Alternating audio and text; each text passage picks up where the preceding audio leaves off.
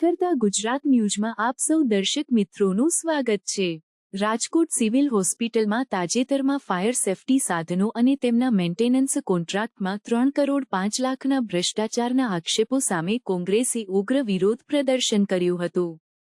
આ વિરોધ પ્રદર્શનનું નેતૃત્વ શહેર કોંગ્રેસ પ્રમુખ અતુલ રાજાણી અને અશોકસિંહ વાઘેલાએ કર્યું હતું। તેઓ સિવિલ હોસ્પિટલ ખાતે પહોંચીને સિવિલ અધિક્ષકની કચેરી બહાર ઉગ્ર સૂત્રોચ્ચાર કર્યા અને ભ્રષ્ટાચારના આક્ષેપોને લઈને તેમની સામે રજૂઆત કરી।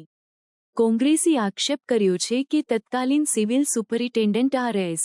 ત્રિવેદીએ 2019-2024 દરમિયાન ફાયર સેફટી સાધનોના મેન્ટેનન્સ કોન્ટ્રાક્ટમાં આ કૌભાંડ કર્યું હતું। તેમણે આરોગ્ય મંત્રાલય પાસે આ મામલે તપાસની માંગ કરી છે અને ચેતવણી આપી છે કે જો યોગ્ય પગલાં નહીં લેવામાં આવે તો તેઓ સુપરિન્ટેન્ડન્ટનો ઘેરાવ કરશે। આ વિરોધ પ્રદર્શન દરમિયાન કોંગ્રેસના કાર્યકર્તાઓએ હોસ્પિટલ પરિસરમાં ઉગ્ર સૂત્રોચ્ચાર કર્યા અને ભ્રષ્ટાચાર વિરોધી પગલાં લેવાની માંગ કરી।